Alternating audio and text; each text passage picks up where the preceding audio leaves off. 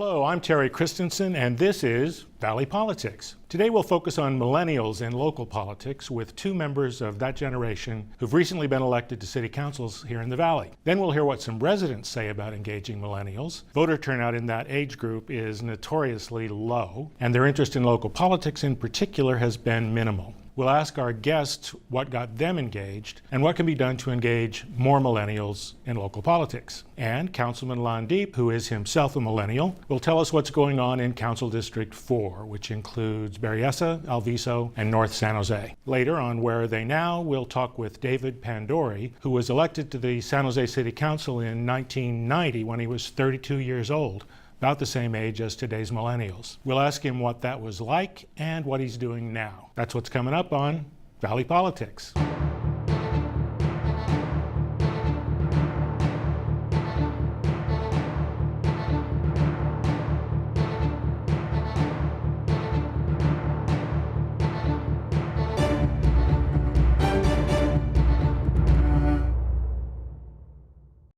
Welcome everyone, and welcome Ellen Kamei, Mountain View City Councilwoman, and Mason Fong, Sunnyvale City Councilman, or City Council members as you're more properly called, I think, these days. Yes. So you're both millennials. You both got elected to city councils, your city councils recently. What got you involved? Why local politics? Why city council? Ellen, we'll start with you. Sure. So I have been involved in politics since I was a little girl, since I was in elementary school, volunteering as a 9-year-old on various political campaigns, and through that I actually got to see many women elected and working on public policy. It was a real, I think, inspiration for me to see those examples, and one of them hits really close to home, which was my mother when she was running for the Santa Clara Valley Water District. So it's that's Rosemary Kamei. Yes. Exactly. So I realized that public policy and being part of the group at the table is how you got the decisions made for helping the community, and that's what really kind of sparked my early interest. What about you, Mason? Yeah, very similar to Councilmember Kamei. Very involved with my family. My mother was the first planner at the Chinatown Community Development Center in San Francisco. She worked on housing and other things. And my dad was a staffer, the first Asian American legislative aide in San Francisco. So they always brought me to rallies just like the council member here, and I was in Sunnyvale and I just wanted to really get involved. So I got on the library board, and eventually I was going to a lot of public meetings, and there was a dialogue I thought missing from a millennial generation, and so I really wanted to add that value to my city, and so I decided to run for office. So is city council a stepping stone, or is higher office somewhere in mind? Tell the truth. I mean, I think for myself, being on council is a lifelong dream of mine. My dad's side of the family has been in Wait, you're saying that even after having served for several months, right? Yes. It's a dream come true. It is. Wow. It is. I mean, serving the community where my grandparents met and settled and had their small business. You know, they were flower growers, and my grandfather started out as a gardener and then saved enough money gardening to open his own flower growing business, and really involved in the community. My dad went to all of the public schools there, and then I actually moved home when my grandparents got sick to help take care of them. So if this doesn't get you to U.S. Senate, that's okay. Yes. Yeah, Mason? People always tell me never say never, but for me, it's I majored in urban planning, and so local land use is a passion of mine because I know it can be a tool for empowering a community, making sure that there's a high quality of life. So for me, I really was interested in land use and the capacity for a city council to do good. And that's a good point. Ellen, you're well aware, Mountain View is making big decisions about land use and industrial expansion and so on. You can make a significant difference at the local level. I wonder, you're both millennials and you're on a council with other people who are not millennials. How are you different? How does it work? Or are you different? Are you just like them? Well, yeah, I think it's definitely a different perspective when you're under the age of 30. You can't afford to $750,000 2-bedroom, 1-bath condo in Silicon Valley, or a $2 million home. My parents moved to San Mateo in the 1985, 1987 era, and they bought their home for about $100,000, and they sold it 5 or 6 years ago for over $2 million. And so for me, I'm trying to figure out, if I don't have the ability to purchase a home, how am I going to stay here? And how are similar families who are having their children come back from college going to be able to stay here? And even with federal benefits, are we going to have Medicare? Are we going to have Social Security? So I think it's a different perspective when I'm voting and I'm talking on the dais and I'm in the community outreaching to younger people to get involved. Your council colleagues are all homeowners? Not all of them, about 5 out of 6, I believe, but they not to say they don't share that perspective, but I think it touches home a lot more for me personally, just because I knock on doors, I talk to a 27-year-old who's 27 and I was 27 at the time I ran, and it was the same issues. Ellen? So when I was running, the entire council of 7 were all homeowners. And one person is just over being a millennial. I think he's 36. But they were all homeowners. And 2 of us ran who are millennials, both third-generation families and come from working middle-class families in the community. And I would say that we both won. And I think part of it is we were able to bring a different perspective. You know, I think having the historical context of being from the community for a very long time, having roots, but also wanting to become a homeowner. And in Mountain View, I believe the median price of home ownership is $2.5 million. Yeah. And the 2 of us, like I went to college and I went to graduate school, my master's in public administration. And it's really difficult for me. What about for everyone else? Yeah. Just imagine how much more difficult it is for them. So I feel my presence on council is able to broaden the conversation, but also the perspective that I bring. Is that true about other issues beyond home ownership and renting? And Yes, yeah? I believe so. I think that a lot of the issues, people would say, oh, my children are dealing with that. Well, Mason and I are kind of the age of their children, and we are. And I think a lot of families, when knocking on doors, really want their kids to be able to have a choice, you know, to choose to be able to move back near their families and not have to feel forced to live somewhere else. Or feel like they have to commute in 2 hours of traffic to get to a job center. So I think all of the issues that we're facing, you know, they're very much interconnected. And just even talking about diversity, we're talking about, you know, Caltrain wanting to expand, but the price point of Caltrain, the accessibility there might not be for everyone. And so, you know, being at the dais, I'm able to bring up that point and talk about how we can have maybe ticket prices for those seniors who are on fixed income, or maybe those who are more working. And these were issues that came up in your campaign as you talked in to the people, campaign, voters? and now I would say ongoing on Mason, council. you too? Same kind of issues? Same issues, and people just come to tell me that. You know, I told my kid about what you talked to me about at the door, and then I get a letter, and it's the same thing. How was campaigning? Was your age a factor? It sounds like it was kind of an advantage. I would say it was definitely at first a hurdle to get over. Right? You had to figure out as a candidate, this is what I'm getting at the door that people are not even letting me talk. And I think that was the big thing is how do I get that 5-second for you to take away from their football game and be able to talk to me about the issues crucial to our city. And so for me, I used it as an empowering tool. I said, I see on the voter pamphlet, you have a 27-year-old and a 25-year-old. The 27-year-old, where they live in the Midwest. The 25-year-old, where? At home. That's why I'm running for office, because your generation of kids needs a voice on your city council, because do you want to fly out to Ohio and Montana every Christmas to see your grandchildren, right? Yeah. And so that's, I think, turning it around is really, I think, what a young candidate could be able to do. What about you, Ellen?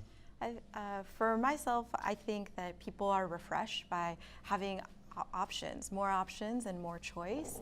And I think there's a level of enthusiasm, though I think millennials can get a bad rap sometimes. I think the one thing we bring is kind of the hard work and that positive attitude to these issues that have not been going on 4 or 5 years, but decades long, right?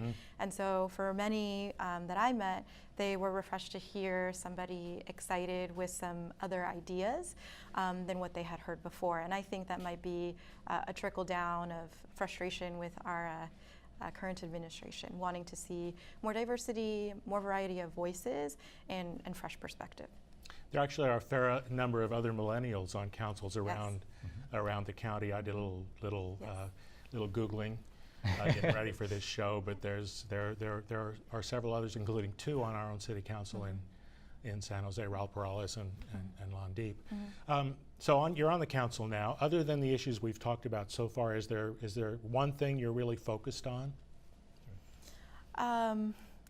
Well, I think one of the big things is making City Hall feel more accessible to everyone in the community. You have a really nice city hall at Mountain View, though. Yes, we do. Must say. We do, but what I'm talking about is language access. Oh, so one of the things we're starting to see is because of the different issues, traffic, housing, transportation needs, all members of the community are wanting to get engaged, and so I've really been trying to champion making sure we have language access, translation, on-site, outreach. This is going into our 3rd year of our Spanish Language Academy, and we're looking to expand it to other languages. And part of it is making sure that community members, all community members feel empowered to reach out to their council members or to City Hall to let us know how we can better serve them. So. What about you, Mason? Yeah, I think a theme that we've seen in the Valley is growth. And what do we do with that prosperity, right? And so for me, I'm trying to make sure that every opportunity has a community benefit. And so, for example, we've got telecommunications companies wanting to attach small cell devices on poles, and there's other technology that can be done when they're doing that, such as community Wi-Fi at our parks. And so saying, how are we being a smart city, looking ahead and saying, how can we create a public-private partnership to make our community benefit that much better? We have areas like Moffett Park in North Sunnyvale, similar to North Bayshore, that are getting a lot of interest from the development community in terms of tech companies want to relocate, expand. And so how are we thinking about housing? How are we thinking about transportation? How are we thinking about our environment, open space? These are things I'm really focused on, and I know that my colleagues are focused on it, because we like to always think of ourselves as a team. You're both really talking about equity issues at the broadest level, and as it happens, that's the topic for our show on Valley Politics next month. Oh, nice. So be sure to check it out. We got about 3 minutes left. I really want to get to the question of how we get other millennials involved. Millennials are notoriously low in voter turnout, 31% in 2018. That was up from 2014. But 31% voter turnout is still pretty pathetic. It was higher in Santa Clara County. I'm sure it was higher in Mountain View and Sunnyvale, but I bet it wasn't over 50%. So how do we get more millennials engaged? We'll start with you, Mason. Yeah, so I did the numbers in Sunnyvale for my election, and it was surprisingly very high. As you mentioned, in Santa Clara County, I think it's a different type of turnout for millennials, but across the nation, we're seeing candidates invest in platforms and spaces where millennials engage. Social media, right? Social media. Huge, huge engine. And I was just at a movie screening for Chinatown Rising yesterday, where they talked about how in the 60s, the persona was, don't trust anyone over 30, right? And I think that there's not that concept now. You're looking at me, because she's over 30 too. But it's back in the 60s, right? And so I think what I try to say by that is saying that how do we get our millennials to not only engage on social media, but get off the technology and get in the streets and march for what they care about. March for Social Security, march for Medicare, march for housing, march for transit and our environment, public safety, things like that. That's what I would really love to see from my generation, because my parents were doing that. That's how they got the civil rights movement. That's how they got the Chinese Exclusion Act repealed, things like that. Yeah. Ellen. So in Mountain View, 25% of our voting population are actually millennials, working professionals, or young families. And so one of the things I think Mason is trying to touch on is meeting your voters where they are. So I tried to do engagement, yes, on all the different social media platforms, but I think that when you target issues that they care about, that's another way to engage. So I would say particularly with housing in the city of Mountain View, 10% of our residents at least work at Google. So I think that was a natural nexus of trying to talk to them about what I was trying to do, which is target missing middle housing options, because many of us make over that 80 to 120% AMI, and maybe you're just over, but it's too hard to reach that $2.5 million home, right? And so I think even bringing that to light and talking about it sparked their interest. You know what, we're out of time. Ellen, Kamei, Mason, Fong, thank you very much. I really wish we had more time to continue this. Thank you for your work. Let's hope some millennials watch this and get inspired. Thank you. Thank you very much. Now let's hear what some residents had to say about engaging millennials in local politics. Then Millennial San Jose Councilman Lon Deep will brief us on what's going on in Council District 4. That's Berryessa, Alviso, and North San Jose. In order to engage students, right, in the community, we need to offer them the resources to do so. And so I think that by and large, we just need to have bigger resources and bigger community movements and way more organization locally within school systems and within districts to have that opportunity so they can voice their opinions. I think we need to focus more on the school, get the student, get students more active and get students more involved in the school and in politics in the city and overall. I think educating them more, maybe even through social media, because that's where everybody's on these days. Involving millennials and younger people, I see in the circles that I travel around, I think that we need to make more space and think about succession and leadership. Not lie about things. That would be the biggest one, because I just don't care to deal with political anything when it's we're gonna do this, and it's no, you're not. Where's your budget? Where's your facts? Where's anything? Nah.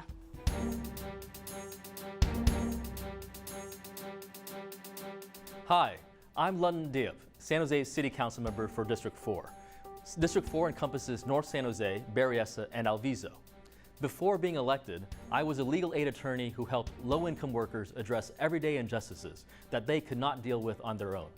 I began my legal career as an Equal Justice Works legal fellow at the Mississippi Center for Justice and provided assistance to fishermen, small business owners, and other victims looking to file claims against BP during the 2010 oil disaster. That experience inspired me to answer the call of public service. And today I'm proud to serve the residents of District 4. The people of North San Jose are made of a diverse mix of backgrounds and cultures. We have the distinction of being where the majority of jobs are in our city, making us San Jose's economic engine. Our city touches the bay in District 4 at the beautiful Alviso wetlands. The Berryessa area rounds out the vibrancy of our district with rolling hills and a sense of splendid suburban life. Oh, and we also have the highest concentration of millennials, for what that's worth. I believe North San Jose is truly at the heart of Silicon Valley. Here we have over 2,500 high-tech firms, which includes Cisco, PayPal, and Samsung. The area employs about 90,000 workers and helps generate more than 70% of the sales tax revenue for the entire city. The Berryessa BART station is expected to begin service later this year and is expected to accommodate about 7,000 daily riders. Right now, we're working on creating an urban village plan around the flea market area, which surrounds the Berryessa Transit Center, which will feature more homes, office space, and other amenities like retail and restaurants. It's an exciting time for San Jose, and North San Jose in particular. For the latest, be sure to sign up for our newsletter by sending an email to district4@sanjoseca.gov, or follow me on Facebook at San Jose D4. Next on Where Are They Now, we talk with David Pandori, who was the youngest member of the San Jose City Council when he served from 1991 to 1998. Because he was young, smart, and assertive, he grated on some of his council colleagues, including Mayor Susan Hammer. We talked with him about that and some unique aspects of his campaigns for council. Let's take a look.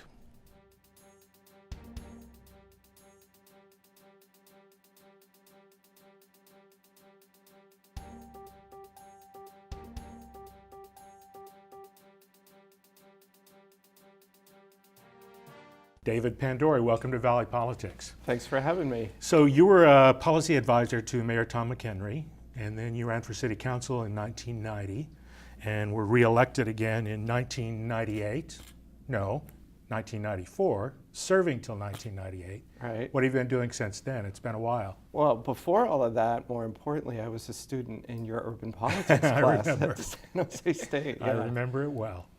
Since then, I've been a prosecutor in the Santa Clara County District Attorney's Office. Worked my way up from misdemeanors, and for the last 14 years, I've been doing principally gang cases throughout the county and homicide cases. Well, let's go back to 1990. So you ran for city council in 1990, and you produced my favorite piece of campaign literature for a district candidate ever. I'm sure you remember it. It's classic.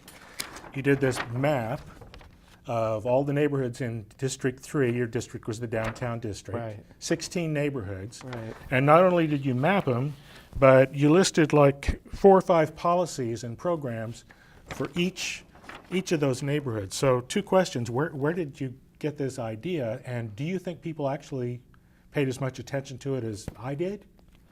Well, I don't know about the second thing, but the first part of it was politics wasn't necessarily where I was headed.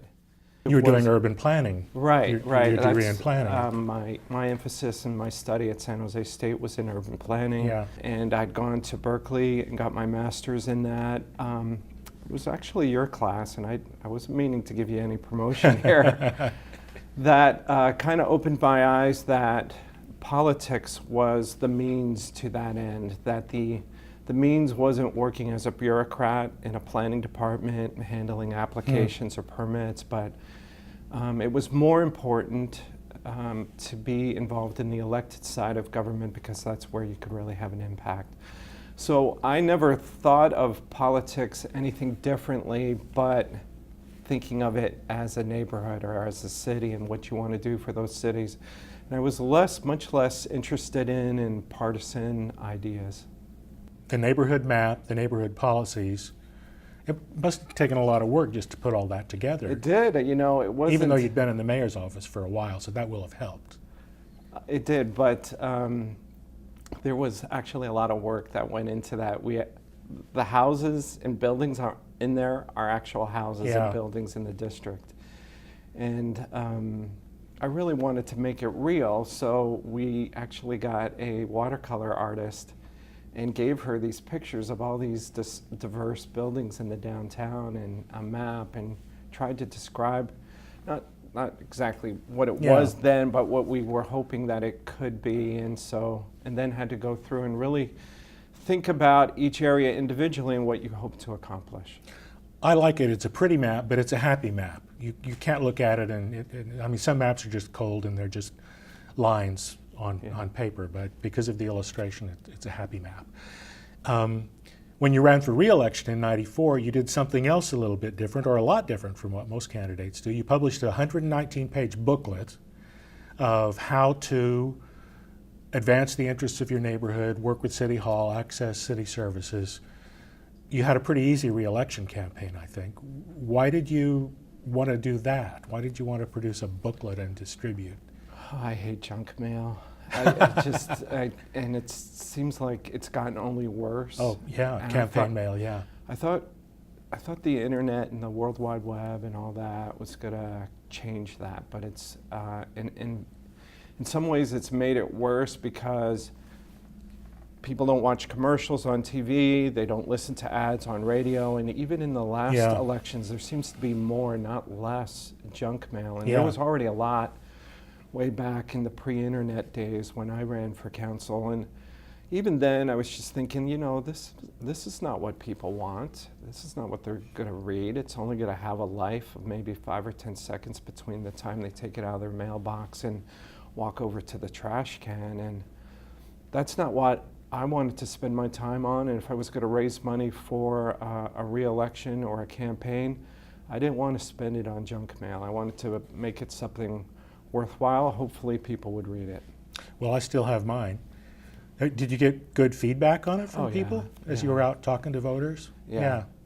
I'm not sure that was necessarily that I expected anybody to read from beginning to end. Right. But it was more like a reference thing that they could use. And to me, it was more of an extension of what I was doing on the council, which was, I'm there to help people, and so here's some information on how you can help yourself. So you're a prosecuting attorney now, and looking back at the news clips about your